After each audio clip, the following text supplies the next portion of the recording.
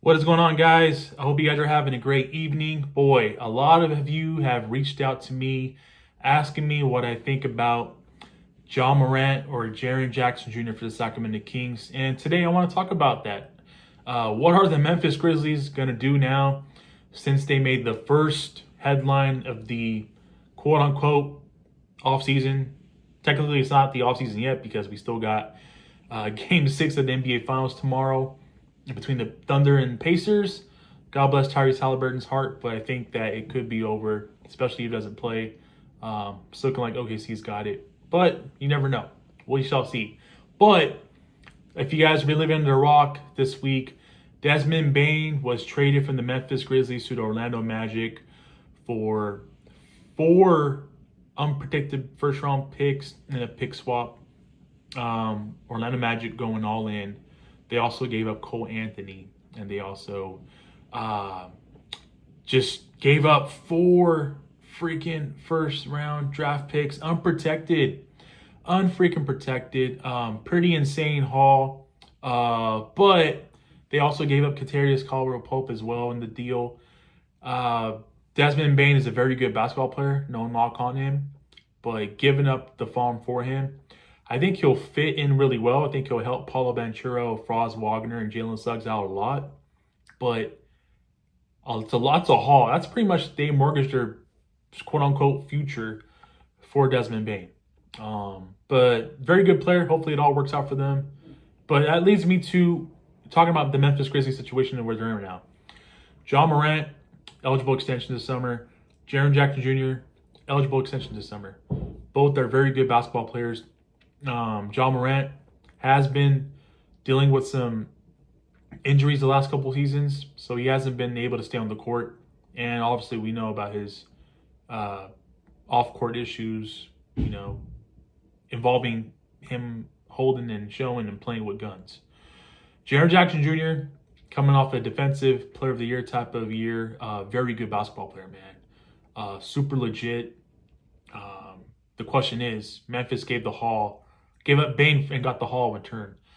What does that mean for them when it comes to Morant and Jaren Jackson Jr.? This past season, they got bounced and destroyed in the first round against the OKC Thunder as the 8th seed.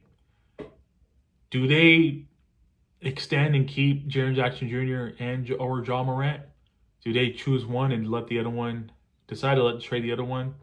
For the Sacramento Kings case, obviously Morant fills a very big need in the point guard, running the point guard position.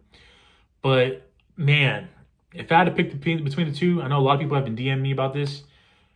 Boy, if Jaren Jackson Jr. is available, you go all in on Jaren Jackson Jr. Let me explain why. He is the type of two-way threat forward the Kings need, and they have been lacking for quite a long time. They probably have been lacking since probably trading for Domantas Sabonis. Yeah, you can debate that Keegan Murray is a 4 next to Sabonis or if he's a natural 3. I think he's a 3. That's just my personal opinion. But obviously, we had DeRozan this past season, and DeRozan was a 3 this year, and that left Keegan Murray at the 4. And also last season with Harrison Barnes. But my point is, or the year before that, my point is, Jaren Jackson Jr. is a tremendous, perfect fit next to Domantas Sabonis. He can help out Sabonis' limitations defensively, proven that he's one of the best premier defenders in the league, if not the best defender in the league, because he won a Defensive Player of the Year award this past season. And offensively, his game is really weird offensively, but boy, he can get buckets. He's a knockdown, spot-up shooter. He can pull up in transition. Sign me up. Jaren Jackson Jr., sign me up for him. If you're trying to have Sabonis stick around and the plan is to still build around Domantas Sabonis, Jaren Jackson Jr. would be a tremendous, perfect fit next to Domantas Sabonis. Whatever it costs to get him, if you can find a way to get him without giving up Keegan Murray, sign me up. I'm all for it, man. I would love to have Jaren Jackson Jr., Keegan Murray, and Domantas Sabonis front line. That will be set for the foreseeable future for the Sacramento Kings. I mean, really, sign me up. It's not going to be cheap though. Jaren Jackson Jr. is due for a big contract extension, and with him winning the Defensive Player of the Year award, definitely just increased his salary and his incentives by winning that award. He would get more of a payout than the normal extension, but it's going to cost either way. It's going to cost a big pay for Jaren Jackson Jr. or John Morant. John Morant, I wouldn't mind John Morant.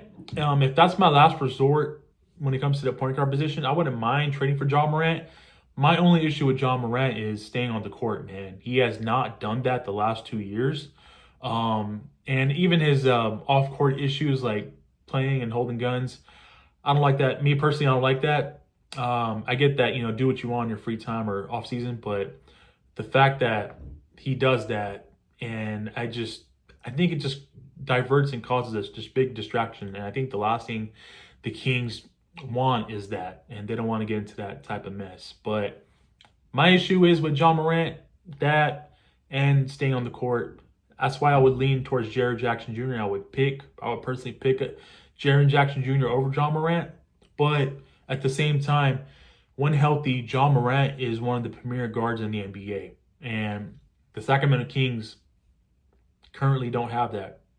And if they want to have that, maybe they do pick up John Morant. Maybe they trade for John Morant. Maybe this trade will rejuvenate John Morant and get him back on the court and stay 100% healthy, stay 100% locked in. And maybe John Morant is a top 5 NBA point guard next year with the Sacramento Kings. But I think I would go with Jaren Jackson Jr. if he's available. And keep in mind, guys, this is all speculation. I'm not on here coming out saying that the Kings are going to trade for Jaren Jackson Jr. or John Morant, but I'm pretty sure if those two are available, there's definitely should be some interest there when you're Scott Perry and the Sacramento Kings, because those two players can you can trade for. But if it comes down to one, assuming whoever becomes available, sign me up for Jaren Jackson Jr., man. I would love to have him on the Sacramento Kings and play alongside Domantas Sabonis and Keegan Murray. So with that being said, I want to hear from you guys. Let me know your guys' thoughts. I actually been wanting to make this video, but I got enough people asking about my thoughts, and those are my thoughts. I mean, honestly speaking, both are super talented players. Both are all-star level type of players. And those are the players that the Sacramento Kings are striving for and should be striving for this offseason. The last couple of seasons, they've made no mistake of trading for an all-star caliber player and signing an all-star caliber player. They've done that back-to-back seasons now. Trading for Sabonis a couple of seasons ago, and then signing DeMar DeRozan last summer. So when it comes to talent and trading for talent, the Kings, I don't think the Kings have an issue trading and acquiring for talent. They can go out and get talent.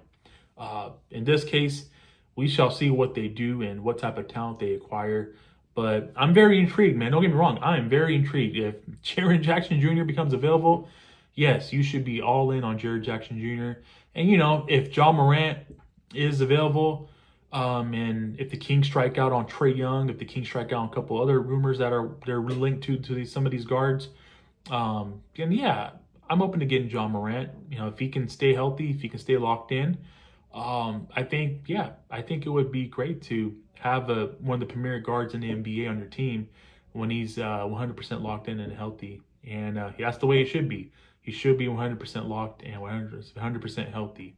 So with that being said, I want to hear from you guys. Let me know your guys' thoughts on Jaren Jackson Jr. and John Morant. Boy, I can just imagine Jaren Jackson Jr. helping out Sabonis and Keegan Murray offensively and defensively.